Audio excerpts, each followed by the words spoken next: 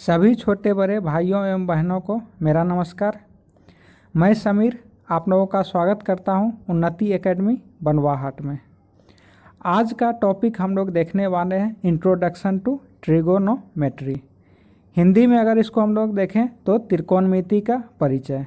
त्रिकोणमिति के बारे में हम लोग आज सीखेंगे, बहुत कुछ सीखने को आप लोगों को मिलेगा। तो चलिए वीडियो का आखिरी तक बने रहिए। हम लोगों का 8वां चैप्टर है इंट्रोडक्शन टू ट्रिगोनोमेट्री, त्रिकोणमिति का परिचय। जैसा कि नाम से आप लोगों को पता चल रहा है, यहाँ पे क्या बनेगा, एक त्रिकोण बनेगा, मतलब एक ट्रायंगल बनेगा। और ट्रायंगल भी कैसा बनेगा, राइट एंगल ट्रायंगल बनेगा। राइट एंगल ट्रायंगल का मतलब होता है समकोण त्रिभुज यहाँ पे बनेगा।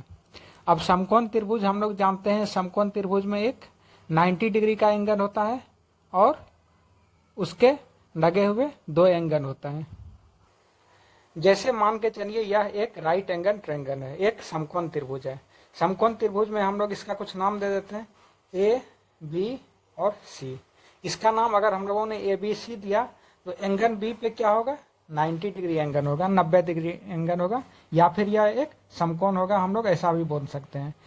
एंगल ए कुछ भी होगा, एंगल सी कुछ भी हो सकता है दोनों इक्वल भी हो, ए और सी, हो सकता है दोनों अलग अलग भी हो, कुछ भी हो सकता है। ये डिपेंड करता है किस तरह का ट्रायंगल है। और लेकिन एंगल बी हमेशा यहाँ पे क्या होगा, 90 डिग्री होगा। उसके बाद आप लोग पाइथागोरस थ्योरम जानते हैं। पाइथागोरस थ्योरम क्या होता है, हाइपोटेनियस का स्क्वायर इक्वल टू क्या होता है, परपेंडिकुलर का स्क्वायर प्लस बेस का स्क्वायर। परपेंडिकुलर क्या होता है, परपेंडिकुलर ये वाला साइड होता है। इसको हिंदी में हम लोग लंब भी बोलते हैं। उसके बाद बेस क्या होता है, बेस ये होता है, इसको हिंदी में हम लोग आधार बोलते हैं। और सबसे बड़ा साइड कौन सा होता है, यह होता है, इसको हम लोग हाइपोटेनियस बोलते हैं, या फिर हिंदी में हम लोग इसको कर्ण बोलते हैं। तो पाइथागोरस थ्योरम में 3 चीज होता है, लंब, आधार और कर्ण। और पाइथागोरस थ्योरम से हम लोग क्या जानते हैं, हाइपोटेनियस का स्क्वायर जो होता है परपेंडिकुलर का स्क्वायर प्लस बेस का स्क्वायर होता है। हम लोग इसका भी यहाँ पे यूज करने वाले हैं जब हम लोग सवाल बनाने लगेंगे और कुछ चीज सॉल्व करने के लिए। उसके बाद त्रिकोणमिति में 6 रेशियो होता है, ये हम लोगों को पता होना चाहिए। साइन, कोसाइन, टेन, टेन को हम लोग पूरा टेंजेंट बोलते हैं। इसी तरह कोट को कोट टेंजेंट बोलते हैं। इसके बाद सेकेंट होता है और कोसेकेंट होता है। ये 6 नाम आप लोग याद रखिए। साइन को लिखा कैसे जाता है, SIN, साइन को बस SIN साइन लिखा जाता है। कोसाइन को कॉस लिखा जाता है। टेंजेंट को टेन लिखा जाता है और कोटेंजेंट को कॉट लिखा जाता है। सेकेंट को सेक लिखा जाता है और कोसेकेंट को कोसेक लिखा जाता है। जब भी आप लोगों को त्रिकोणमिति आएगा, साइन, कोस, टेन, कॉट, सेक, कोसेक हमेशा आपको आते ही रहेगा। अब इन चीजों के साथ ये जो है, ये 6 इन चीजों के साथ हमेशा एक एंगल जुड़ा हुआ ही रहता है। साइन कभी भी अकेले नहीं रह सकता है। साइन जब भी रहेगा, साइन के साथ एक एंगल रहेगा। थीटा मान सकते हैं आप लोग ABC। अगर यहाँ पे ए के लिए लिख रहे हैं तो ए लिख सकते हैं, बी के लिए लिख रहे हैं तो साइन बी लिख सकते हैं। हमेशा यहाँ पे एक एंगल रहेगा ही। इसी तरह कोस के साथ कॉस थीटा, टेन के साथ टेन थीटा, कॉट के साथ cot theta, sec theta, cosec theta, angle यहाँ पे हमेशा रहेगा ही। अब अगर ए के लिए लिख रहे हैं तो हर जगह ए लग जाएगा, कोस ए, टेन ए। सी के लिए लिख रहे हैं तो साइन सी, कॉस सी, टेन सी। बी के लिए लिख रहे हैं तो हर जगह बी लग जाएगा। जिस एंगल के लिए हम लोग लिखेंगे हमेशा इसके साथ एक एंगल रहेगा ही। इसका अकेले कोई अस्तित्व नहीं होता है। जब भी यह रहेगा एक एंगल के साथ रहेगा। अब यहाँ पे ध्यान देने वाला एक बात और है कि परपेंडिकुलर हम लोगों का ये है, लंब ये है और बेस यानी आधार ये है। तो क्या हमेशा लंब यही रहेगा, आधार यही रहेगा? हाइपोटेनियस तो हमेशा के लिए यही रहता है। हाइपोटेनियस सबसे बड़ा वाला साइड होता है, वो तो हमेशा यही रहता है। लेकिन परपेंडिकुलर और बेस चेंज होते रहता है। अगर हम लोग एंगल ए के लिए देख रहे हैं तो ए के सामने जो भी हो जाएगा वह परपेंडिकुलर हो जाएगा और ए से जुड़ा हुआ जो रहेगा वह बेस हो जाएगा। ए का संलग्न भुजा जो रहेगा वह बेस होता है और ए का सम्मुख भुजा जो है, सामने का भुजा जो है वह लंब होता है। जब यही हम लोग सी के लिए देखेंगे, अगर हम लोग सी के लिए देखते हैं, एंगल सी को अगर हम लोग देख रहे हैं तो एंगल सी के लिए लंब क्या हो जाएगा, ए बी लंब हो जाएगा। और एंगल सी के लिए आधार क्या हो जाएगा, बी सी आधार हो जाएगा। अगर हम लोग एंगल सी को रेफरेंस मान के देख रहे हैं तो हम लोगों का आधार बी सी हो जाएगा और लंब ए बी हो जाएगा। मतलब जिस एंगल के लिए हम देखते हैं उसके अकॉर्डिंग हम लोगों का बेस और परपेंडिकुलर चेंज हो जाता है।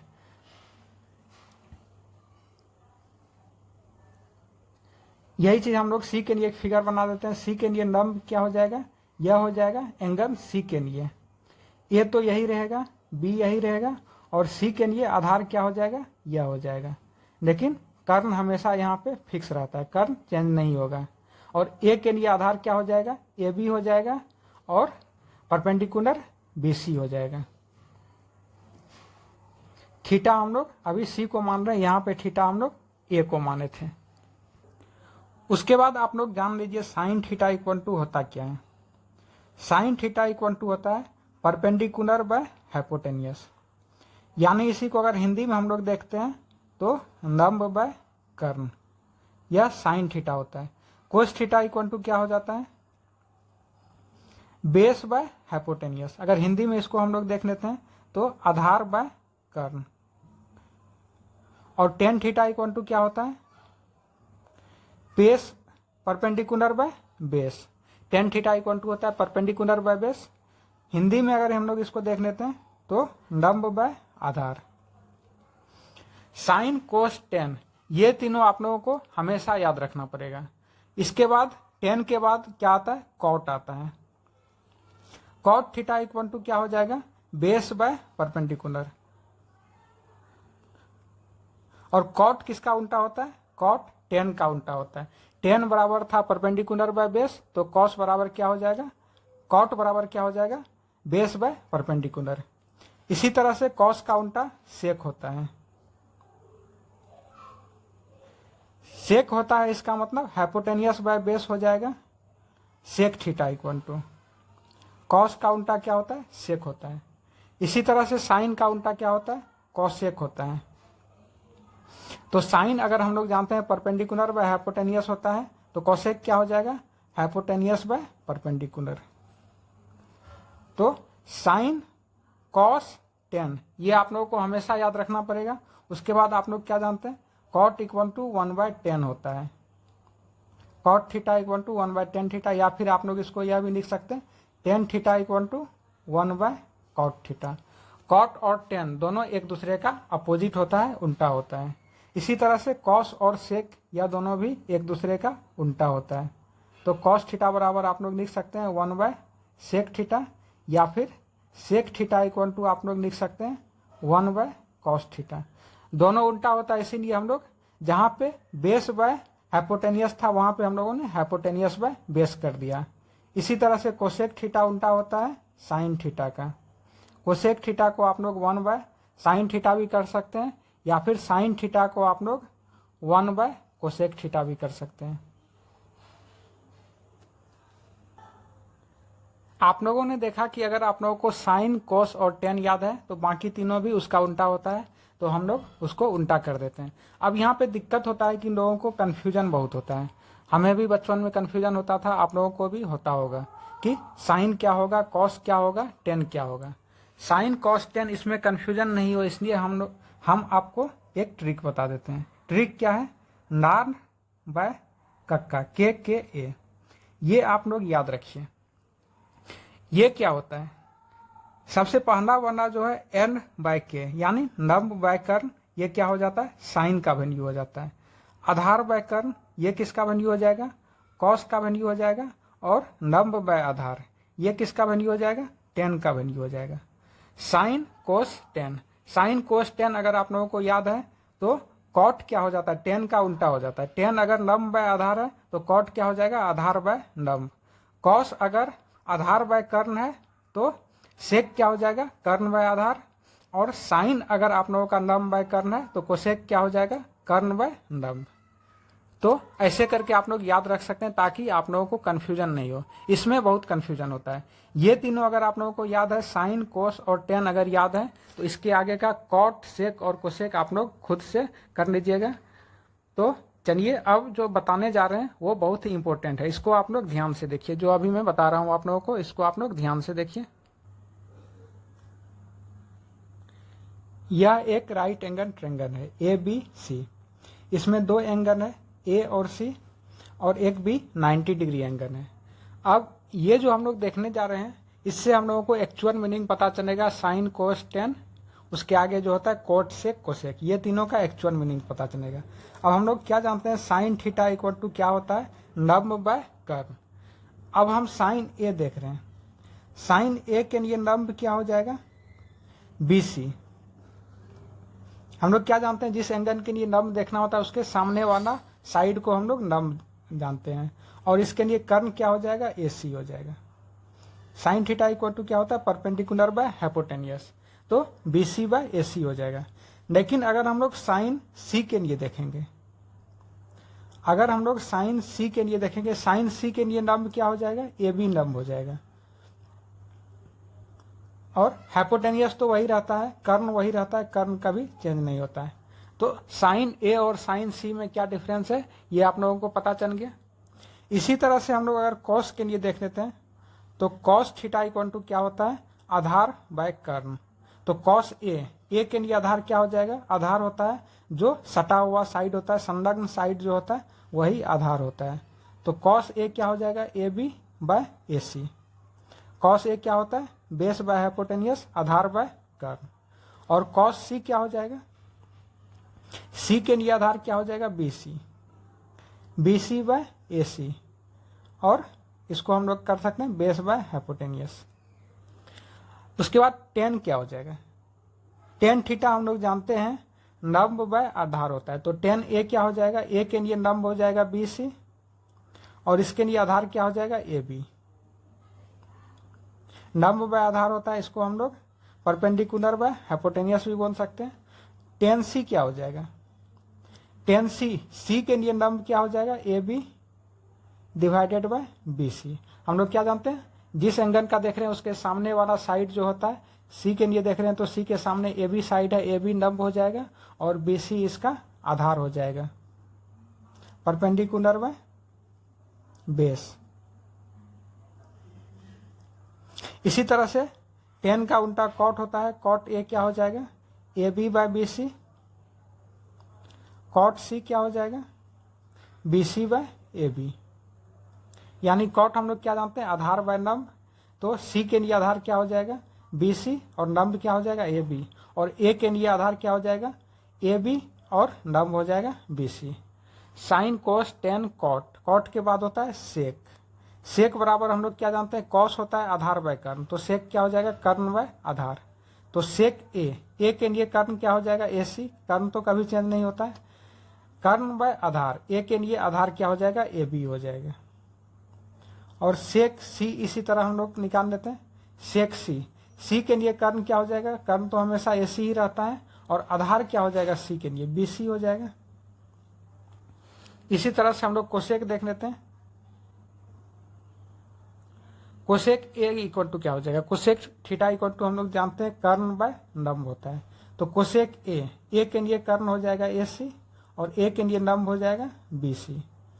और कोसेक C क्या हो जाएगा, कोसेक C भी हो जाएगा कर्ण बाय लंब। तो C के लिए कर्ण तो AC ही रहेगा, लंब इसके लिए क्या हो जाएगा, AB हो जाएगा।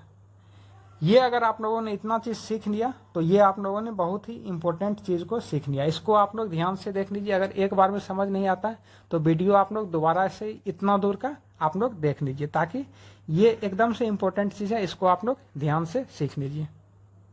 अब हम लोग एक्सरसाइज 8.1 शुरू कर रहे हैं।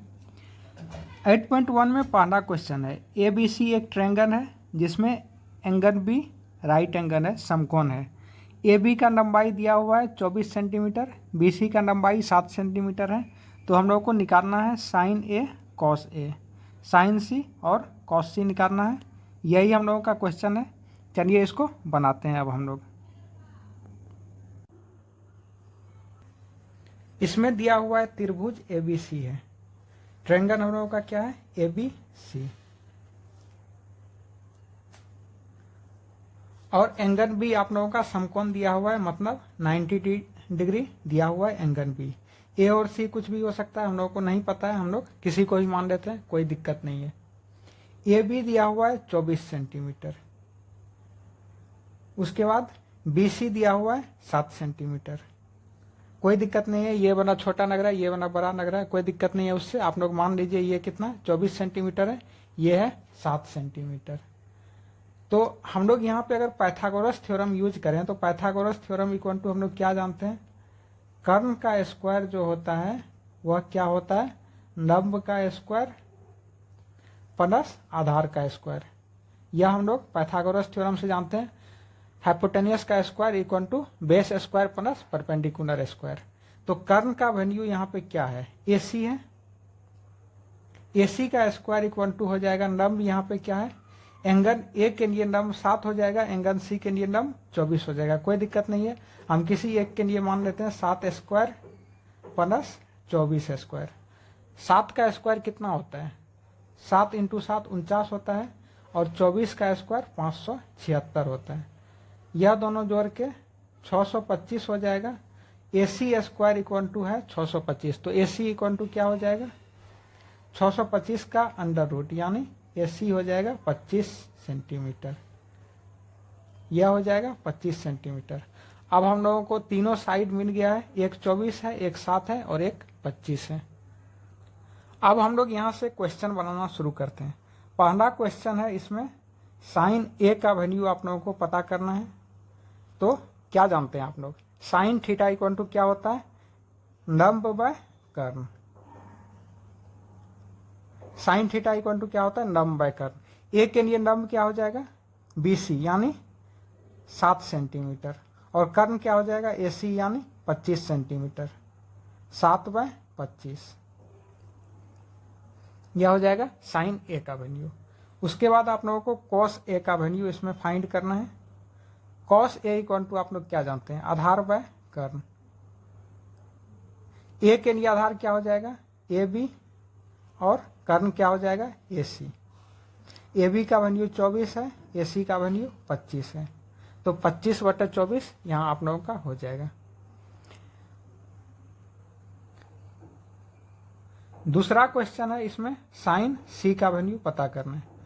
C के लिए साइन थीटा इक्वल टू क्या जानते हैं हम लोग, लंब बाय कर्ण। C के लिए लंब क्या हो जाएगा, C के लिए लंब AB हो जाएगा, और कर्ण क्या हो जाएगा AC हो जाएगा, यानी 24/25।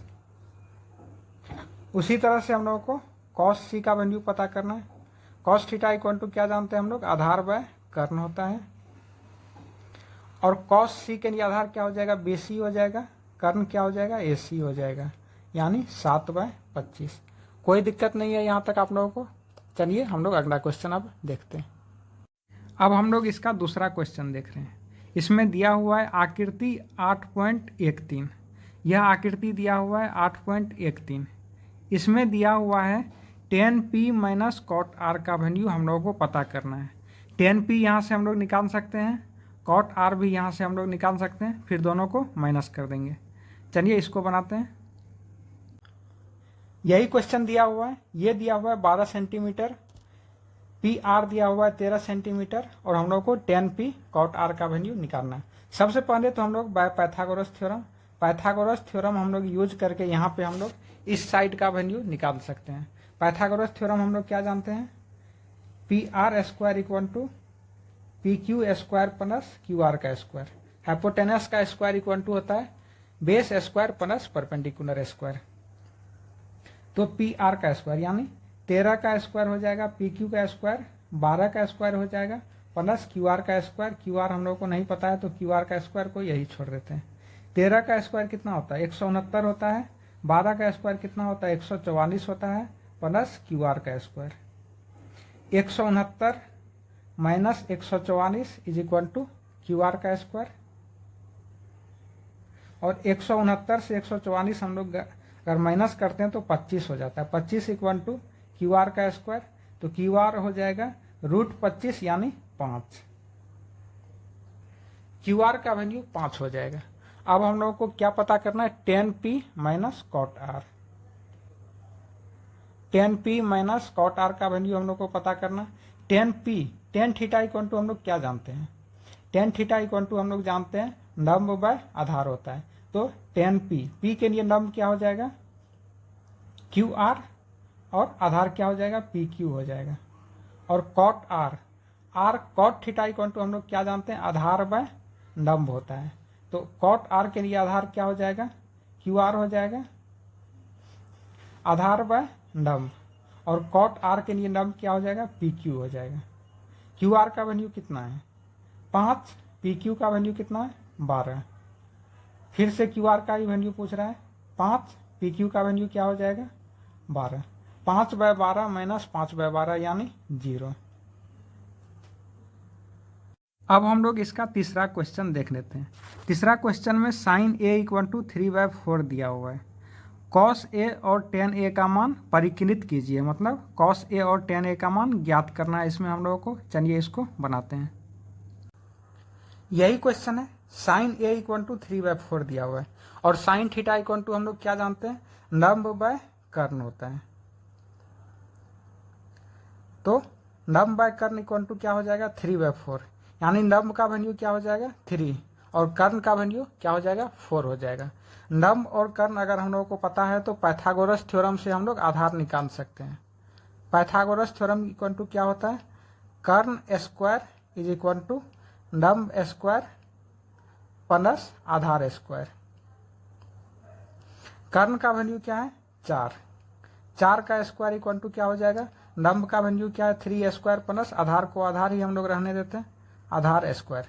4 का स्क्वायर कितना होता है 16, 3 का स्क्वायर कितना होता है 9 प्लस आधार का स्क्वायर। 16 में से 9 गया तो 7 बचता है। 7 इक्वल टू क्या है आधार का स्क्वायर, तो आधार इक्वल टू क्या हो जाएगा √7। अब हम लोग को निकालना क्या है, कोस ए का वैल्यू निकालना है। कॉस थीटा इक्वल टू हम लोग क्या जानते हैं आधार बाय कर्ण होता है। आधार का वैल्यू अभी हम लोगों ने फाइंड किया √7, और कर्ण का वैल्यू तो पहले से पता है हम लोग को 4, तो कॉस ए का वैल्यू हम लोगों ने निकाल लिया। अब tan a निकालना है। tan थीटा इक्वल टू हम लोग क्या जानते हैं लंब बाय आधार होता है। लंब का वैल्यू क्या है 3, और आधार का वैल्यू हम लोगों ने कितना निकाल दिया √7। चौथा क्वेश्चन अब आप लोग देख लीजिए। 15 cot a इक्वल टू 8 दिया हुआ है, तो साइन a और सेक a का मान ज्ञात करना है। यही क्वेश्चन है, 15 cot a इक्वल टू 8, तो साइन a और सेक a का वैल्यू हम लोग को ज्ञात करना है। तो यहाँ से हम लोग कर सकते हैं cot a इक्वल टू 8/15। कैसे कर सकते हैं, यह 15 यहाँ पे गुना में है, इधर आएगा तो भागा में हो जाएगा। cot a इक्वल टू क्या हो जाएगा 8/15। और cot थीटा इक्वल टू क्या जानते हैं हम लोग, cot थीटा इक्वल टू हम लोग जानते हैं आधार बाय लंब होता है। तो यहाँ से हम लोग कर सकते हैं आधार इक्वल टू 8 और लंब इक्वल टू क्या कर सकते हैं 15 कर सकते हैं। तो यहाँ से हम लोग कर्ण का वैल्यू फाइंड कर सकते हैं क्या, कर्ण स्क्वायर इक्वल टू क्या होता है √ लंब स्क्वायर प्लस आधार स्क्वायर। यही होता है पाइथागोरस थ्योरम से। लंब यहाँ पे क्या है 15, 15 का स्क्वायर प्लस आधार क्या है 8 का स्क्वायर। 15 का स्क्वायर कितना होता है 225, और 8 का स्क्वायर कितना होता है 64। 225 और 64 को अगर हम लोग जोड़ देते हैं तो ये क्या हो जाता है 289। और 289 हम लोग क्या जानते हैं 17 का स्क्वायर कितना होता है 289। यहाँ से हम लोगों को आधार तो पता ही है, लंब पता ही है, और कर्ण पता चल गया। तो हम लोग को ज्ञात क्या करना है, साइन ए का वैल्यू ज्ञात करना है। साइन थीटा इक्वल टू हम लोग क्या जानते हैं लंब बाय कर्ण, तो लंब क्या हो जाएगा 15 और कर्ण क्या हो जाएगा 17 हो जाएगा। सेक ए का वैल्यू हम लोग को ज्ञात करना है। सेक थीटा हम लोग जानते हैं कॉस थीटा का उल्टा होता है, और कॉस थीटा हम लोग जानते हैं आधार बाय कर्ण होता है। तो सेक थीटा क्या हो जाएगा कर्ण बाय आधार हो जाएगा। कर्ण यहाँ पे क्या है 17 और आधार क्या है 8। 5 नंबर क्वेश्चन हम लोग देख लेते हैं। सेक थीटा इक्वल टू क्या दिया हुआ है 13/12। तो अन्य सभी त्रिकोणमितीय अनुपात ज्ञात करना है, मतलब साइन थीटा हम लोग को निकालना पड़ेगा, कॉस थीटा निकालना पड़ेगा, टेन थीटा निकालना पड़ेगा, सेक दिया हुआ ही है, कोसेक और कॉट थीटा का वैल्यू, सब जितना भी है पांचों का वैल्यू हम लोगों को यहाँ पे ज्ञात करना पड़ेगा। यही है सेक थीटा इक्वल टू 13/12 दिया हुआ है। हम लोग क्या जानते हैं सेक थीटा इक्वल टू क्या होता है, सेक होता है कॉस का उल्टा और कॉस होता है आधार बाय कर्ण। तो सेक क्या हो जाएगा कर्ण बाय आधार हो जाएगा। तो हम लोग को यहाँ पे कर्ण मिल गया कितना 13 मिल गया, आधार कितना मिल गया 12 मिल गया। तो हम लोग यहाँ से लंब का वैल्यू निकाल सकते हैं। लंब स्क्वायर इक्वल टू हम लोग क्या जानते हैं कर्ण स्क्वायर माइनस आधार स्क्वायर। तो लंब का वैल्यू रूट अंडर हम लोग कर देते हैं कर्ण स्क्वायर माइनस आधार स्क्वायर। कर्ण का स्क्वायर यानी 13 का स्क्वायर और आधार का स्क्वायर मतलब 12 का स्क्वायर। 13 का स्क्वायर हम लोग जानते हैं 169 होता है और 12 का स्क्वायर 144 होता है। ये कितना हो जाएगा 25 हो जाएगा। ये 169 में से 144 हम लोग माइनस करते हैं तो 25 हो जाएगा। लंब का वैल्यू हम लोग को मिल गया 5। अब हम लोगों को सेक थीटा का वैल्यू पता था, उससे हम लोगों ने कर्ण निकाल लिया, आधार पता है और लंब का वैल्यू हम लोगों ने निकाल लिया। तो इसके बाद 5 और त्रिकोणमितीय अनुपात यहाँ पे बच जाता है sine theta. Sine theta equal to क्या जानते हैं हम लोग लंब बटे कर्ण। लंब कितना है 5, कर्ण कितना है 13। कॉस थीटा इक्वल टू हम लोग क्या जानते हैं आधार बटे कर्ण। आधार यहाँ पे कितना है 12, कर्ण कितना है 13। टेन थीटा इक्वल टू हम लोग क्या जानते हैं लंब बटे आधार। लंब कितना है 5, आधार कितना है 12। साइन कॉस टेन, टेन के बाद कॉट होता है। कॉट थीटा इक्वल टू हम लोग क्या जानते हैं आधार बटे लंब, टेन थीटा का उल्टा होता है। टेन थीटा लंब बाय आधार होता है तो यह आधार बटे लंब हो जाएगा। आधार का वैल्यू 12 है, लंब का वैल्यू 5 है। सेक थीटा का वैल्यू तो हम लोगों को दिया हुआ ही है। इसके बाद हम लोग कोसेक थीटा निकाल लेते हैं। कोसेक थीटा हम लोग क्या जानते हैं किसका उल्टा होता है साइन थीटा का उल्टा होता है। साइन थीटा लंब बाय कर्ण होता है तो कोसेक थीटा क्या हो जाएगा कर्ण बटे लंब। कर्ण कितना है 13, लंब कितना है 5। तो इस तरह से हम लोगों ने पांचों त्रिकोणमितीय अनुपात निकाल लिया।